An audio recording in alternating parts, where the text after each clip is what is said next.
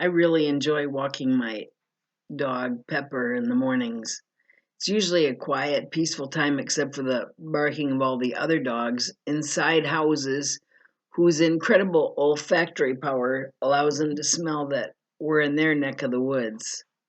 It's a chance for me to let my mind rest and wander and not really think about anything in particular. So today, I'd like to share a few of those rambling thoughts of mine with you.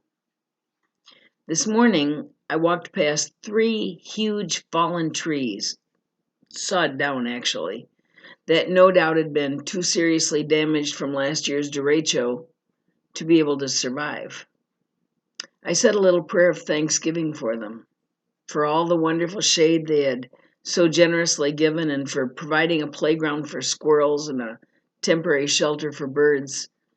It really makes me sad to see how their beautiful, wide trunks still seem to be healthy, but that's nature's way, I guess. Anyway, I've come to a greater appreciation of trees since we lost so many of them from the tornado 2 years ago and from the derecho a year later.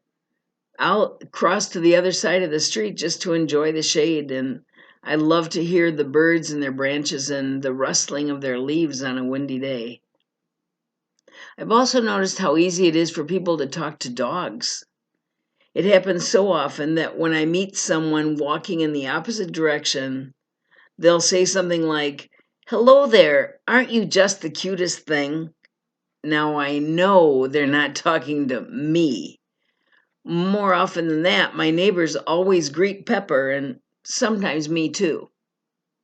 I think maybe in our world that's become so worried about talking to people, especially strangers, it's like we want to reach out and connect with each other, but it's not acceptable.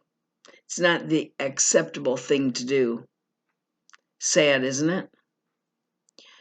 Once in a more and more rare while, I might find a penny laying on the ground. I always pick it up.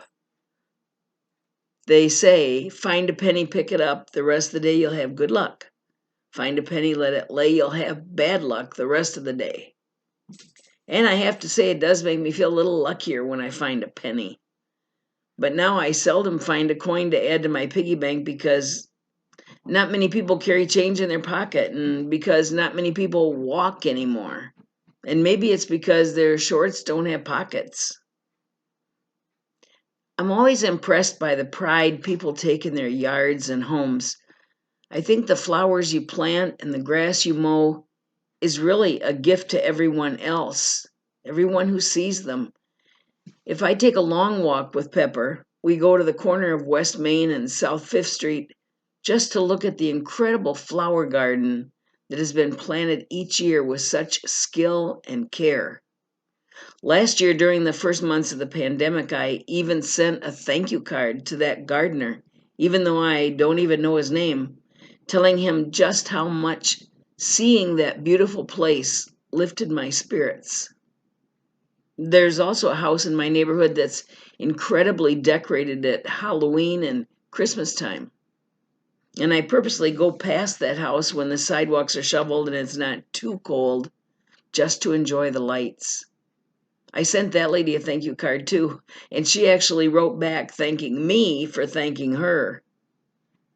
And one other thing, at the end of my block, there's a little mini library that's continually being restocked. It's so funny because in the morning on school days, the books are all very nicely arranged, but on their way home, I think some of the kids like to rearrange or unarrange them. And as if by magic, the next morning, they're back in order. All the people who have mini libraries and mini food pantries for their neighbors really do offer a service and a kindness without ever knowing who the beneficiaries are. So I say thank you, whoever you are. I also invite you to take a mini vacation or give yourself a simple cost-free break and go for a walk in your neighborhood. Let your mind just wander and rest. You'll come back refreshed. I guarantee it.